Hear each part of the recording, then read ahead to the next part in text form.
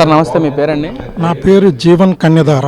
మరేంటి సార్, ఈ రోజున ఈ ప్రభుత్వం ఎన్డీఏ కుటుంబం రాగానే డ్రగ్స్ కానీ మత్తు పదార్థాలు కానీ బేపచ్చంగా వెచ్చలవిడిగా దొరుకుతుందని చెప్పి గత పాలకులు మాట్లాడుతూ ఉన్నారు.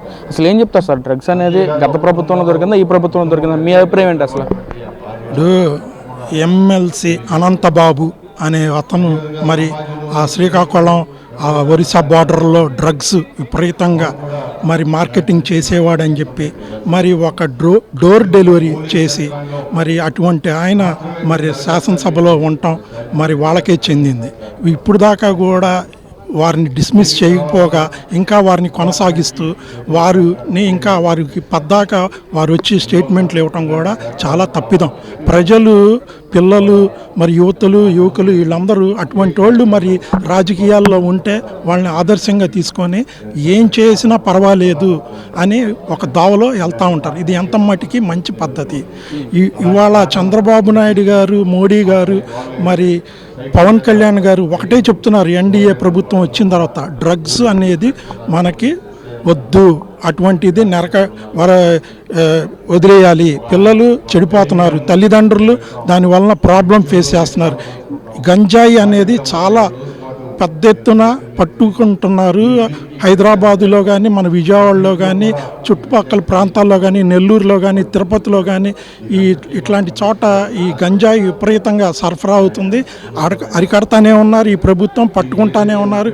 దానికి భారీ ఎత్తున ఫైన్లు వేస్తున్నారు, చర్యలు తీసుకుంటున్నారు, విపరీతమైన కట్టడి చేస్తున్నారు. చాలా మటుకు తగ్గింది ఈ ప్రభుత్వం తీసుకోవటం వల్ల, చాలా మటుకు తగ్గింది. సార్ పక్కన గత పాలకులు ఏమంటున్నారంటే అసలు ఈ ప్రభుత్వం వచ్చిన తర్వాత గంజాయి కానీ మొత్తం విచ్చలవిడిగా దొరుకుతూ ఉంది, అసలు మా ప్రభుత్వం అనేది ఎక్కడా చూడలేదు.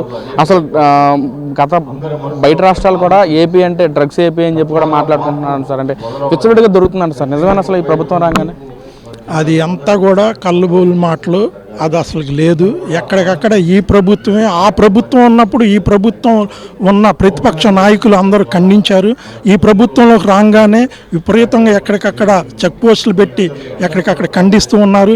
పోలీసులు కూడా సహకరిస్తున్నారు. భారీ ఎత్తున ఎక్కడికక్కడ సరఫరా చేస్తున్నాయి, స్మగ్లింగ్ చేస్తున్నాయి. ఇవన్నీ డ్రగ్స్ కానీ ఈ గంజాయి కానీ పట్టుకోవటం జరుగుతుంది. మనం చూస్తూనే ఉన్నాం పేపర్లో, మరి అన్నిట్లో కూడా వస్తూనే ఉంది పట్టుకోవటం.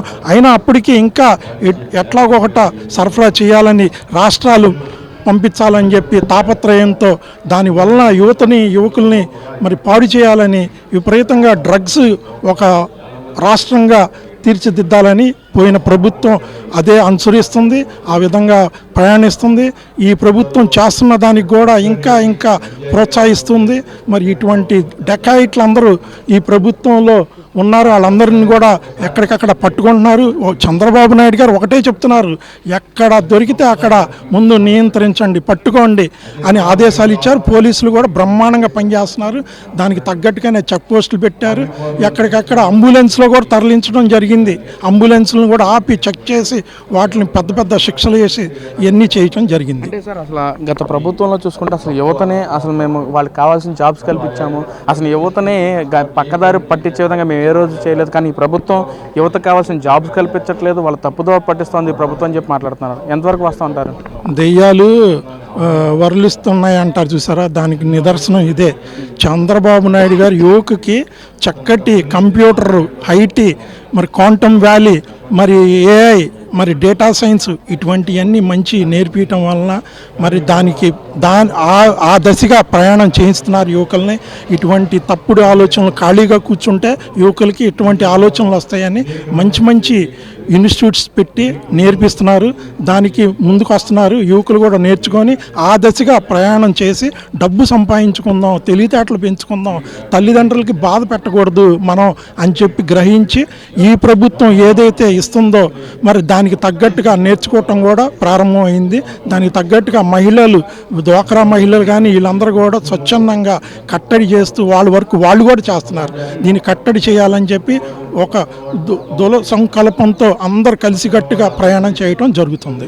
అంటే పక్కన గత పాలకులు వైసీపీ నాయకులు జగన్మోహన్ రెడ్డి కానీ లేదా ఆర్కే రోజా పేరున అందరూ మాట్లాడుతూ ఉన్నారు. అసలు ఈ ప్రభుత్వం అసలు ప్రజలకు ఏ మంచి చేస్తూ ఉంది? గత ప్రభుత్వంలో చూసుకుంటే మేము ఎన్నో రకాల పెనుమార్పులు తీసుకొచ్చి ప్రజలకు ఏదైతే కావాలో ఆ విధంగా పనిచేసాం మేమని చెప్పి మాట్లాడుతున్నారు. కానీ చంద్రబాబు కానీ, పవన్ కళ్యాణ్ కానీ, లోకేష్ కానీ అసలు ప్రజలకి ఉపయోగపడే విధంగా ఏ రోజు పని చేయట్లేదని చెప్పి మాట్లాడుతున్నారు. సార్ ఎంతవరకు వస్తూ ఉంటారు? ఇదంతా కూడా తప్పుడు ఆలోచన, తప్పుడు విధానం. ఆ రోజా ఇష్టం ఇచ్చినట్టు మరి అక్కడ తన నియోజకవర్గంలో ఇప్పుడు కూడా ఇష్టం వచ్చినట్టు చంద్రబాబు నాయుడు గారి మీద పేలుతుంది. ఆ రోజా అన్ని తప్పుడు మాటలు మాట్లాడుతుంది. అది అసలుకి మామూలుగానే మాట్లాడలేదు. ఒక ఇంటి ఆడపడుచు, తెలుగింటి ఆడపడుచు మాట్లాడే విధంగా మాట్లాడలేదు. ఏ రకంగా చూసినా తప్పుడు వాగ్దానాలు చేస్తుంది. మరి పోతే జగన్మోహన్ రెడ్డి వాళ్ళ బృందం కూడా ఈ రకంగానే ఎక్కడికక్కడ రాంబాబు అన్నాడు, అంబటి రాంబాబు గంతులేస్తున్నాడు, చండాలంగా మాట్లాడుతున్నాడు, ఆయనకే వదిలేద్దాం. మరి మిగతా వాళ్ళు బొత్స సత్యనారాయణ మరి అమరావతిలో అంత ఎడారి అన్నాడు. ఈరోజు వెళ్ళి చూస్తే అంత కట్టుబడి బ్రహ్మాండంగా జరుగుతుంది. అసలు ఎంత పరుగులు పెట్టిస్తున్నారంటే రేయనక పగలనక అమరావతిని పూర్తి చేయాలి, అభివృద్ధి చేయాలని సంకల్పంతో పనిచేయటం జరుగుతుంది ఈ ప్రభుత్వం. అంటే ప్రజలందరూ అయితే సంతోషంగా ఉన్నారు సార్ ఈ ప్రభుత్వం పట్ల? చాలా సంతోషంగా ఉన్నారు. ఎక్కడికక్కడ పింఛన్ అందిస్తున్నారు. పిల్లలకి 15,000 మరి సంవత్సరానికి వేస్తున్నారు. గ్యాస్ 3 సిలిండర్లు ఇస్తున్నారు. మరి ఏ కార్యక్రమం ఇప్పుడు గవర్నమెంట్ హాస్పిటల్కి వెళ్తే బ్రహ్మాండంగా అసలు నీట్గా ఉండే గవర్నమెంట్ హాస్పిటల్లో అసలు ప్రజలు వెళ్తుంటే చక్కటి ఆరోగ్యపరంగా చూస్తున్నారు. మరి ఇటువంటి డ్రగ్స్ తీసుకునే వాళ్ళకి కూడా అక్కడ బోర్డ్స్ పెట్టి ఇట్లాంటివి తీసుకోకూడదని గవర్నమెంట్ హాస్పిటల్లో మంచి బోర్డులు గీడ్లు పెట్టి అక్కడ మంచిగా చూసుకుంటున్నారు. ఎవరైనా తీసుకున్న వాళ్ళని వాళ్ళు చక్కగా మెడిసిన్స్ ఇచ్చి వాళ్ళకి మళ్ళీ పంపిస్తున్నారు. అసలు ముఖ్యంగా చూసుకుంటే తిరుమల తిరుపతి దేవస్థానం గురించి ఒక హిందువుగా అసలు మీ అభిప్రాయం ఏంటి సార్? అంటే కల్తీ జరిగిందా జరగలేదు? అసలు మీ అభిప్రాయం ఏంటి? అసలు 100% కల్తీ జరిగింది. దాని గురించి మొన్నే మాట్లాడాను. ఇప్పుడు 250 కోట్లు లడ్డూల వలన పోయిన గత ప్రభుత్వం తినేయటం జరిగింది. మరి దాంట్లో మరి ఒక రకంగా కాదు, ఆ నెయ్యిలో మరి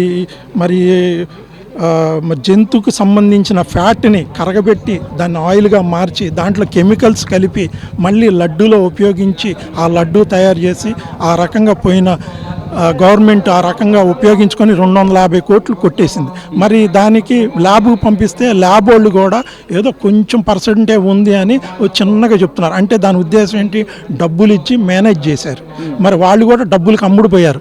ఇదంతా ప్రజలు గమనించాలి. మన హిందూ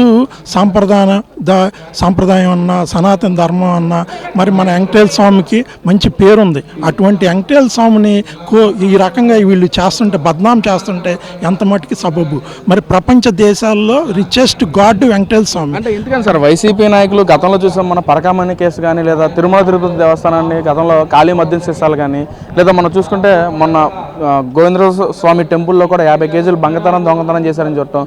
ఎందుకని ఇలా చేయటం? ఇటు ఆ పాలకులు కానీ ఈ పాలకులు ఎందుకని ఇలా జరుగుతుంది అనుకోవచ్చు తిరుమల తిరుపతి దేవస్థానంలో? అసలు ఇప్పుడు మరి TV5 నాయుడు గారు అక్కడ కూర్చున్నారు, పర్యవేక్షిస్తున్నారు. అంతకుముందు పాలక మండలిలో చేసిన అవతవకలన్నీ తీస్తున్నారు బయటికి.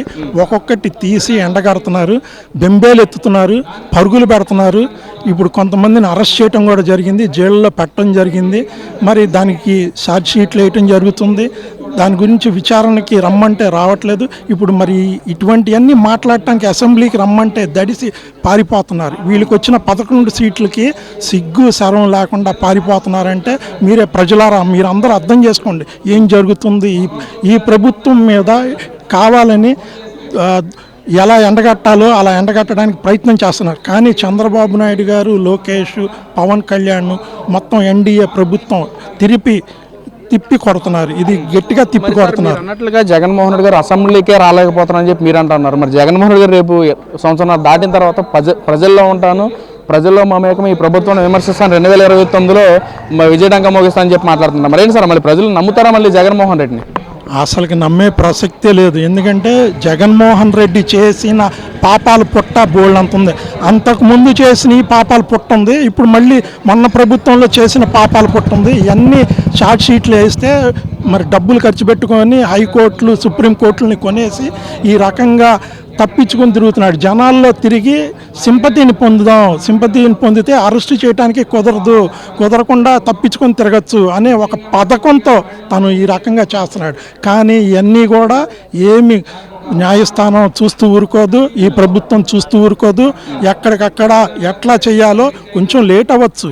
లేట్ అయినంత మాత్రాన ప్రజల్లో ఏంటంటే తొందరగా చేసేయాలి, అరెస్ట్ చేసేయాలి, అందరినీ చేసేయాలని కొంతమంది భ్రమ అలా ఉంది. కానీ మరి రాజకీయం పరంగా కొన్ని మరి తీసుకొని దానికి పద్ధతి ప్రకారంగా వెళ్ళాలి. దాని పద్ధతి ప్రకారంగానే పోలీసులు కానీ మరి లాయర్లు కానీ కోర్టులు కానీ మరి అనుసరిస్తాయి. దానికి తగ్గ ఇది చేస్తుంది. వాళ్ళు తప్పకుండా జైలుకి వెళ్ళాల్సిన ఆసన్నమైంది. త్వరలో గ్యారంటీగా పట్టుకుంటారు. వీళ్ళందరినీ గ్యారంటీగా ఈ జైల్లో పెట్టడం ఖాయం, దాంట్లో డౌటే లేదు.